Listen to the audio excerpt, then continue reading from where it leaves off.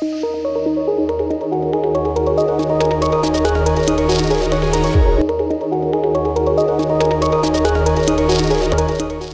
बच्चों, कैसे हैं आप सभी। उम्मीद करती हूँ आप सभी बहुत अच्छे से होंगे और खूब अच्छे से पढ़ाई भी कर रहे होंगे। बच्चों, क्या आप जानते हैं कि मैं कौन हूँ?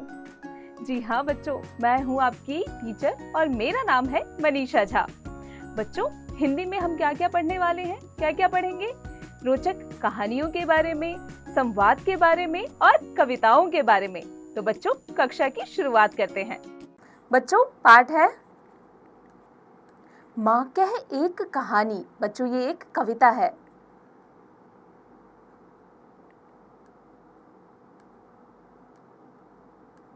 माँ कह एक कहानी, बेटा समझ लिया क्या तूने मुझको अपनी नानी। यहाँ पर बच्चा अपनी माँ से कह रहा है कि माँ तुम मुझे एक कहानी सुनाओ ना। लेकिन माँ क्या उत्तर दे रही है? माँ कह रही है कि बेटा क्या तूने मुझे अपनी नानी समझ लिया है कि मैं तुझे कहानियाँ सुनाती रहूं? मुझसे कहती है यह चेटी, तू मेरी नानी की बेटी। कह माँ कह लेटी ही लेटी, राजा था या रानी। माँ कह एक कहानी।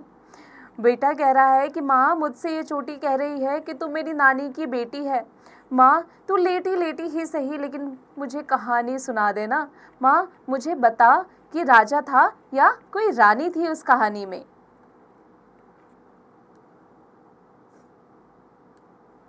तू है हटी मानधन मेरे, सुन उपवन में बड़े सवेरे।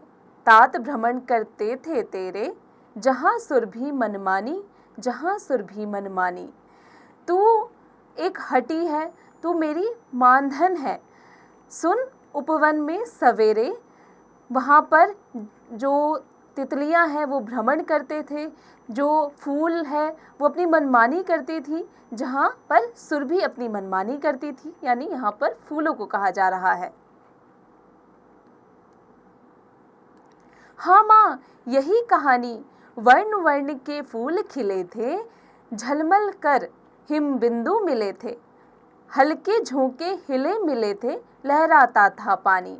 बच्चा कह रहा है कि माँ हाँ हाँ, मुझे यही कहानी सुननी है जहाँ पर अलग अलग किस्म के अलग अलग तरह के फूल खिले थे, हिम बिंदु मिले थे, हल्के हल्के झोंके से मिले थे, जहाँ पर पानी लहरा रहा था। मुझे वही कहानी सुननी है माँ, जहाँ पर पानी हो, जहाँ पर फूल हो, जहाँ पर नदी हो।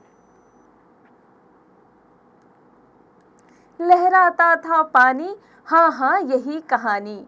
बच्चा कह रहा है हाँ हाँ माँ, मुझे यही कहानी सुननी है जहाँ पानी लहरा रही थी।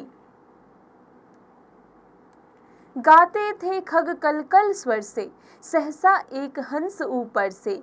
गिरा बिद्ध होकर खरशर से, हुई पक्ष की हानि।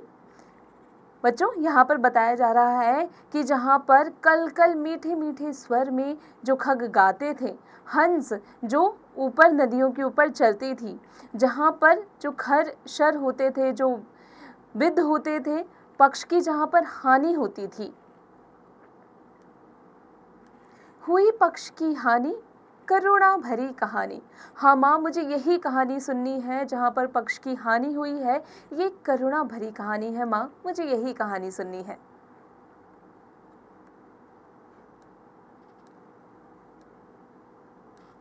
चौंक उन्होंने उसे उठाया, नया जन्म सा उसने पाया। इतने में आखेटक आया, लक्ष्य सिद्धि की मानी। बच्चों, पक्षी को तीर लगा था और वह तड़प रहा था। वह बालक करुणा से भर उठा था और कहता है, हाँ माँ, यह बहुत ही करुणा भरी कहानी है। लक्ष्य सिद्धि का मानी, कोमल कठिन कहानी। बच्चों, ये काफी कोमल कठिन कहानी है। बच्चा कह रहा है माँ, मुझे यही कहानी सुननी है। मांगा उसने आहत पक्षी, तेरे तात किंतु थे रक्षी। तब उसने जो खग था खग भक्षी, हट करने की ठानी। माँ ने आगे कहा कि पक्षी ने स्वयं को सुरक्षित हाथों में पाकर ऐसा महसूस किया जैसे उसे नया जन्म मिल गया हो। तभी वहां पर उस पक्षी पर तीर चलाने वाला शिकारी आया और पक्षी की यह कहते हुए मांग करने लगा कि मैंने ही इस पक्षी पर निशाना लगाया है, तीर चलाया है, मेरा तीर अपने लक्ष्य को सिद्ध करता हुआ सफल हुआ है। हट करने की ठानी, अब बढ़ चली कहानी। वो जो व्यक्ति था, शिकारी था, वो हट करने लगा कि मेरे तीर से ये घायल हुआ है, ये खग मेरा है, ये पक्षी मेरा है, ये मुझे दे दो।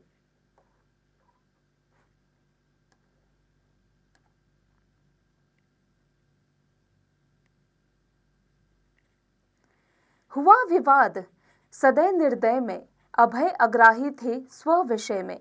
गई बात तब न्यायालय में, सुनी सभी ने जानी। आखेटक ने घायल पक्षी पर अधिकार जताना चाहा, क्योंकि उसने उसे तीर मारकर वहां से क्योंकि उसने उसे तीर मारा था, इसलिए वो चाहता था कि मेरा खग है। तब पक्षी को मारने वाला हट करने लगा। तब बच्चे ने बोला, उसने हट किया। माँ कहानी को आगे बढ़ाते हुए पुत्र को बताती है कि विवाद बढ़ा और तत्पश्चात दयालु और निर्दयी के मध्य कहासुनी होने लगी। दोनों ही अपने अपने विषय पर तर्क करते रहे। तब राज्य के न्यायालय तक बात जा पहुंची और सभी लोगों को पता चल गया, और यह बात यानी ये कहानी चारों दिशा में फैल गई। सुनी सभी ने जानी, व्यापक हुई कहानी। ये बात चारों दिशा में चारों ओर फैल गई और ये व्यापक कहानी सभी ने सुनी, सभी ने जानी।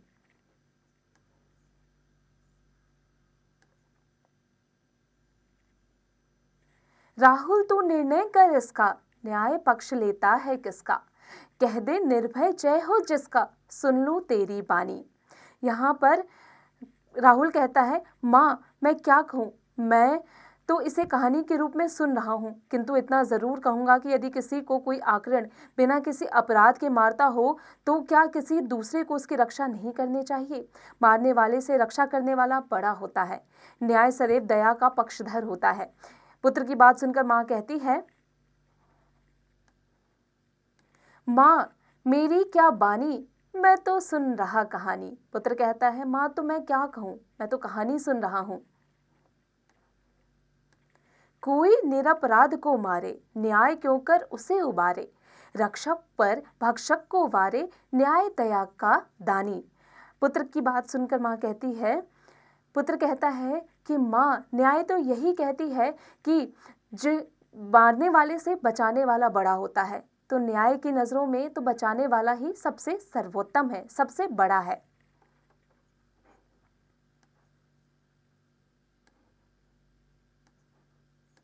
न्याय दया का दानी, तूने गुनी कहानी।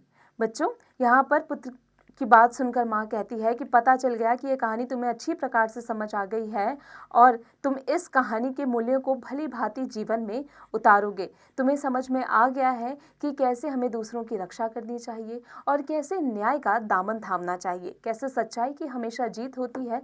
बेटा राहुल, तुम ये अच्छे से समझ चुके हो। बच्चों, इसे लिखा है मैथिली शरण गुप्त ने।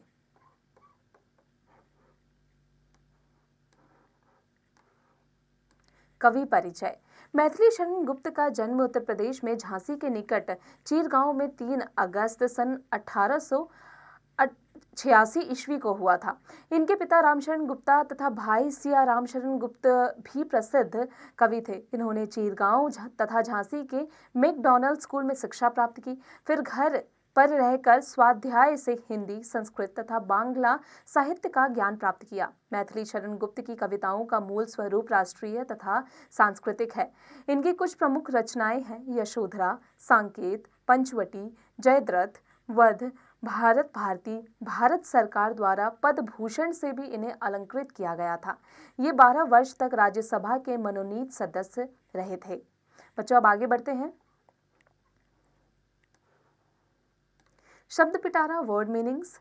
चेटी दासी सेविका, आखेटक शिकारी, हटी जिद्दी, सिद्धि सफलता, मानधन पुत्र, आहत घायल, भ्रमण सैर, तात पिता, सुरभि सुगंध या सौरभ, विवाद कहासुनी तकरार, मनमानी अपनी इच्छा से, सदैव दयालु, वर्ण रंग, उभय दोनों, बिद्ध बिंध कर, आग्रही अपनी बात मनवाने के, खर तेज धार वाला, लिए अड़े हुए, रक्षक रक्षा करने वाला, शर बाण, पक्ष पंख, तरफदारी वाद विवाद में किसी, भक्षक मारने वाला।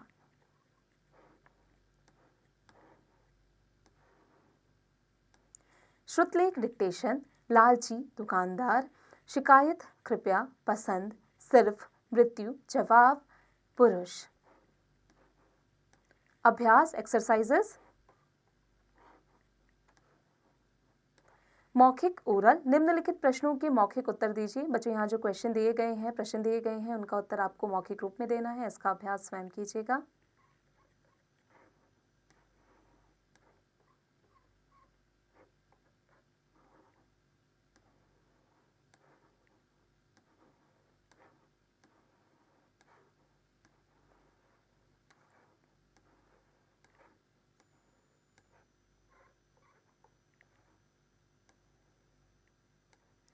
निम्नलिखित प्रश्नों के उत्तर लिखित में दीजिए। बच्चों यहाँ पर लिखित रिटर्न है दिया गया। यहाँ पर आपको जितने भी क्वेश्चंस दिए गए हैं, जो भी प्रश्न दिए गए हैं, इनका उत्तर आपको लिखित रूप में देना है, लिखकर देना है। पाठ की मदद से इसका अभ्यास स्वयं कीजिएगा।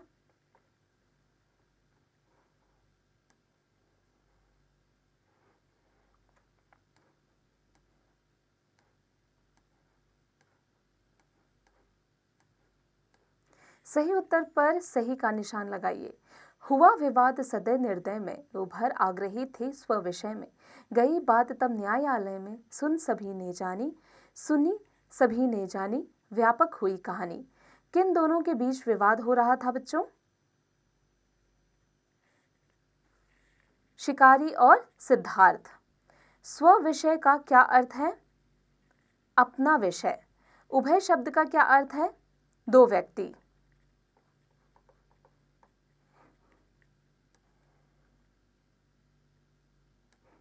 कहानी व्यापक कैसे हुई? बात न्यायालय तक पहुंच गई।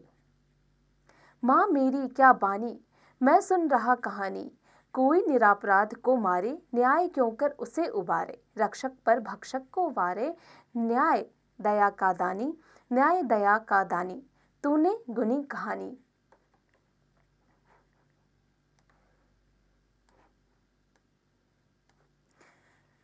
मां मेरी क्या बानी, राहुल ने ऐसा क्यों कहा? वह अपने विचार व्यक्त करने में हिचकिचा रहा था। राहुल के अनुसार न्याय किसे मिला? अपराधी को। यशोधरा को क्यों लगा कि राहुल कहानी का अर्थ समझ गया? उसने समझा कि रक्षक भक्षक से बड़ा होता है।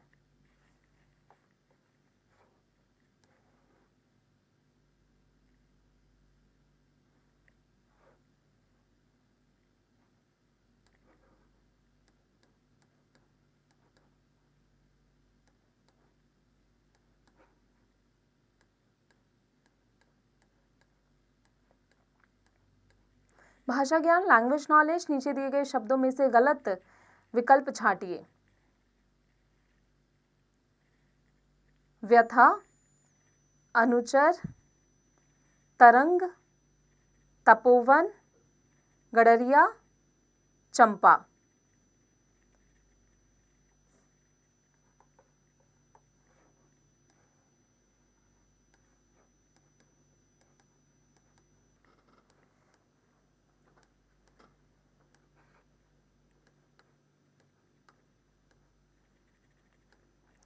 दिए गए शब्दों के सही विलोम पर सही का निशान लगाइए।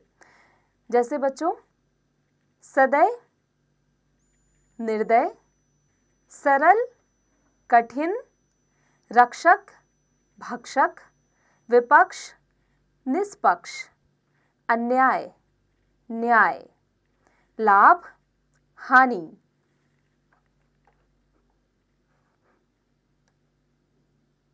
नीचे दिए गए अनर्गळार्थी शब्दों का एक ही वाक्य में दो भिन्न अर्थों में प्रयोग कीजिए। बच्चों, इसका अभ्यास आप स्वयं कीजिएगा।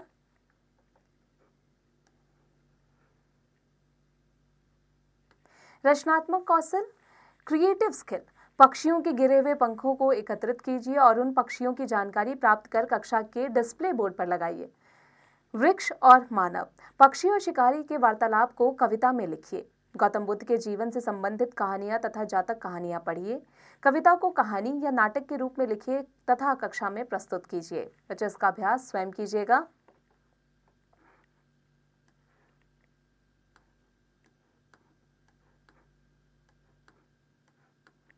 मनोरंजक गतिविधि, रिक्रिएशनल एक्टिविटी। शब्दों को सही क्रम में लिखकर शब्द निर्माण कीजिए। बच्चों, आपको शब्दों को सही क्रम में लिखना है और फिर उसका निर्माण करना है सही शब्द का। इसका अभ्यास स्वयं कीजिएगा। बच्चों, उम्मीद है आपको कक्षा में पढ़ाई गई हर एक बात अच्छे से समझ में आ गई होगी। अब आप इसका अभ्यास निरंतर करते रहिएगा।